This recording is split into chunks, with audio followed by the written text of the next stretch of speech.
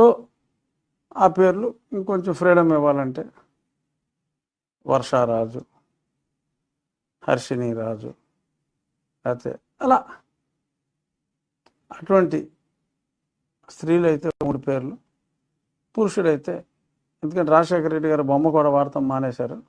So Rajasekhara Reddy గారిని ఆయన పూర్తిగా పక్కన పెట్టేయడం జరిగింది. సాక్షిలో కూడా కనపడతలేదు కదా ఇప్పుడు, ఏదో బ్లూ లోగోలు అవి వచ్చినాయి కానీ ఓ పక్కన ఆయన ఫోటో ఉండేది, అవి ఏం లేవు ఇప్పుడు.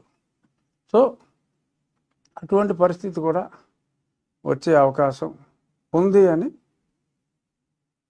ప్రజలు భావిస్తున్నారు. ఇప్పుడు నేను చెప్పింది ఈ జగన్ వర్మ, జగన్ శర్మ నేను చెప్పింది కాదు, నాకు ప్రజలు చెప్పింది చెప్తున్నా. పంచాయతీ ఇది నా అభిప్రాయం కాదు, ఇది జనాభిప్రాయం. సో కాబట్టి ప్రజల్లో కూడా ఈ అన్యాయాలు, అరాచకాలు ఓపెన్గా వెళ్ళిపోయాయి కాబట్టి డెఫినెట్గా మళ్ళీ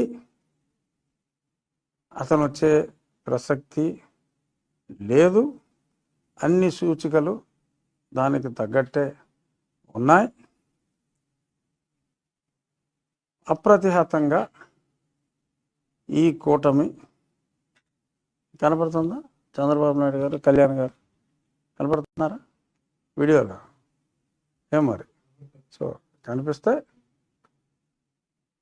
అప్రతిహతంగా కూటమి అద్భుత విజయాన్ని సాధించబోతోంది. ఇది పచ్చి నిజం. వాళ్ళు ఎన్ని ప్రయత్నాలు చేసినా, వారు ఎన్ని టక్కుటమార గజకర్ణ గోకర్ణ విద్యలు ప్రదర్శించిన ప్రజలైతే డిసైడ్ అయిపోయారు. ఈసారికి చేసిన తప్పుని సరిదిద్దుకునే ప్రయత్నంలోనే ఉన్నారు తప్ప మళ్ళీ తప్పు చేసే లేరు. తీవ్రమైన పశ్చాత్తాపంలో ఉన్నారు 60% మంది. 40% ఇంకా జగన్మోహన్ రెడ్డి గారికి ఉన్నప్పటికీ 60% ప్రజలు అతన్ని వదిలించుకోవాలనుకుంటున్నారు కాబట్టి అతిపెద్ద విజయం కూటమికి దక్కనున్నది. దీని మీద ఏదన్నా డిఫరెంట్ ఒపీనియన్ ఉంటే అడగచ్చు.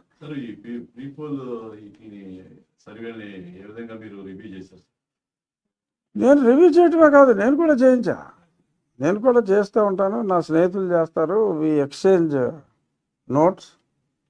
సో ఒకే చోట వాళ్ళు ఫాలో అయిన పద్ధతి కానీ మేము ఫాలో అయిన పద్ధతి కానీ ఏమైనా తేడా ఉందా, సో ఎక్కడ తేడా వచ్చింది, ఆ తేడాకి నెక్స్ట్ చేయబోయే సర్వేలో కరెక్షన్స్ ఏంటి అనేది మాట్లాడుకుంటూ ఉంటాం, చూస్తూ ఉంటాం. సో ప్రజల మూడు చాలా క్లియర్గా ఉంది. 60% అని చెప్పారండి.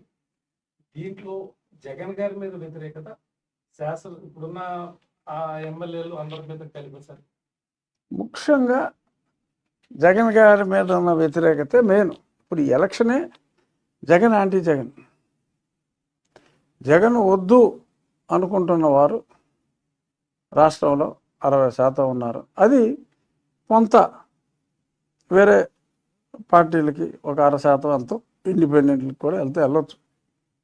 బట్ ముఖ్యంగా ఎన్నిక జరిగేది జగన్ ఉంచాలా, జగన్ని పంపాలా అనే దాని మీదే ఈ ఎన్నిక జరుగుతుంది. కాబట్టి జగన్ని పంపాలనుకున్న వాళ్ళందరూ చంద్రబాబు నాయుడు గారి కూటమికి, జగన్ని ఉంచాలనుకున్న వాళ్ళు జగన్కి, అతనికి సానుభూతి పరులు ఇంకెవరైనా ఉంటే వాళ్ళకి ఓటు వేస్తే. నోటిఫికేషన్ వచ్చేసింది సార్, మొన్న పవన్ కళ్యాణ్ గారు బీఫామ్స్ ఇచ్చారండి. అలాగే తెలుగుదేశం పార్టీ బీఫామ్స్ అనేది 21 అభ్యర్థులందరినీ అక్కడికి రమ్మన్నారు విజయవాడ. రేపు మెసేజెస్ వస్తాయి. 21వ తారీఖు ఆయన చేతుల మీదుగా అందరికీ బీఫారాలు ఇస్తారని మీరు చెప్పిన సర్వేలో 40% ఏ కేటగిరీ ఆఫ్ పీపుల్స్ ఉన్నారంటే ఏ కేటగిరీ ఆఫ్ ఓటర్స్ ఉన్నారు మీకు వచ్చిన సర్వే? అంటే అందరికీ తెలిసిందే, మళ్ళీ నా నోటితోటి చెప్పాల్సిన పడలేదు. ఆయన్ని ప్రేమించే సామాజిక వర్గం, ఆయన ప్రేమిస్తున్నాను అని చెప్పే సామాజిక వర్గం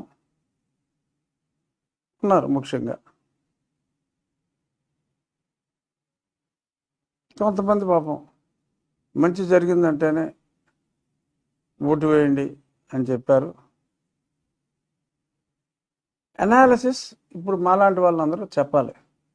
నీకు జరిగిన మంచి ఇంత, నీకు తెలియకుండా నీ దగ్గర నుంచి లాగేసింది ఇంత, అది నీ దగ్గర లాగాడా, నీ దగ్గర నీ భర్త లాగేసింది మా వాళ్ళు లాగేశాడా, జగన్మోహన్ రెడ్డి లాగేశాడా అనేది సవివరంగా ఈ 15 రోజుల్లో సక్సెస్ఫుల్గా ప్రజల దగ్గరికి తీసుకెళ్ళగలిగితే ఆ 40-30 అయిపోయే అవకాశం చాలా ఎక్కువగా ఉంది. సార్ మీరు నామినేషన్ ఎప్పుడు వేశారు? ఈరోజు నా తరపున మా అబ్బాయి ఒక సెట్ నామినేషన్ దాఖలు చేయడం జరిగింది. వెళ్ళారు, బహుశా any time they may come back. నేను 22వ తారీఖు నేను నామినేషన్ వేస్తున్నా 12 o'clock అలా. సార్ మీరు రాష్ట్రంలో ఇందాక మీరు చెప్పారు జగన్ యాంటీ జగన్ అని చెప్పారు కదా, మీకు యాంటీ జగన్ మీద మీరు ఎక్కడ రాష్ట్రంలో ఒక ప్రముఖ నాయకుని సభ్యురాలను ఇక్కడ పెట్టి మిమ్మల్ని ఓడించాలనే ఒక జరుగుతుందని చెప్పి నిన్న నుంచి కొంచెం ప్రచారంలో ఉంది. ప్రముఖ మళ్ళీ చెప్పండి. ప్రముఖ నాయకుని కుటుంబ సభ్యులు ఒకటే ప్రముఖ నాయకుడు అపోజిషన్లో, ఇంకెవరో నాయకుడు అంటే అతను ఎలాగ ఉన్నవారు. ఒకటే ప్రముఖ నాయకుడు ఎవరు? జగన్మోహన్ రెడ్డి. అతని కుటుంబ సభ్యులు ఎవరున్నారు? తల్లి వదిలేసింది, చెల్లి వదిలేసింది. తల్లి చెల్లి గల్లీలో లేని చెల్లి నా కొడుకుని అన్నట్టు. మరి ఉండదు భార్య. ఇంకా రెడ్డిస్ ఉన్నారు కదండి ప్రముఖ స్థానంలో ఉన్నారు. అంటే అతను నా విజయాన్ని అంత ఈజీ చేస్తాడని నేనైతే అనుకోవట్లే. మరి అది జరిగితే ఆయనకు కూడా రుణపడి ఉంటా. మరి నిజంగా ఆ శుభవార్త చెప్పగలిగితే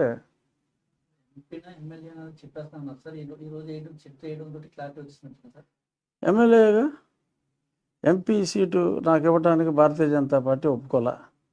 అది కూడా పేపర్లో వచ్చింది. చంద్రబాబు నాయుడు గారు ప్రయత్నం చేశారు, అయినా వారు కన్సిడర్ చేయలేదని పేపర్లో వచ్చింది. నేను గతంలో ప్రయత్నించా.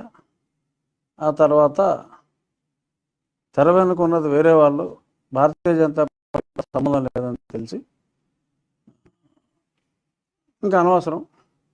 శత్రువు బలవంతుడు, అప్పుడప్పుడు శత్రువుకి తన బలం చూపెట్టే అవకాశం ఇవ్వాలి. ఆ తర్వాత మనం ఉంటే చూపెట్టుకుందామని చెప్పి శత్రువు తీసుకున్న డెసిషన్ని మన్నించడం జరిగింది. నేను గెలవబోతున్నాను. రామరాజు గారు, శివరామరాజు గారు సంపూర్ణ సహకారంతో నేను వారిని కలుస్తాను. వారి సంపూర్ణ సహకారం అర్థిస్తాను. వారిద్దరి సహకారంతో అద్వితీయమైన విజయం అయితే వస్తుంది. అది నా నమ్మకం, నిజం కూడా. ఎందుకంటే రాష్ట్రం అంతా సర్వే చేయించిన ఒంట్లో సర్వే చేయించలేనా? అది సార్ మీరు అభ్యర్థిగా పోటీ చేసిన పక్షంలో ఇక్కడ ఉన్నటువంటి కూటమి శాసనసభ అభ్యర్థులకి మీరు సహకారం అందిస్తారు, మీ వేవు వాళ్ళను కూడా ముందుకు తీసుకెళ్తుంది 10 రూపాయలని భావించారండి. శాసనసభ అభ్యర్థి అయిన తర్వాత ఈ లోక్సభ నియోజకవర్గ పరిధిలో ఏ విధంగా కూటమి విజయానికి అసలు ఓవరాల్గా కోస్టల్ నార్త్ కోస్టల్ కానీ కోస్టల్ ఆంధ్ర కానీ నెల్లూరు వరకు తెలుగుదేశం పవనాలు వీస్తున్నాయి. అందులో ఎటువంటి సందేహం లేదు.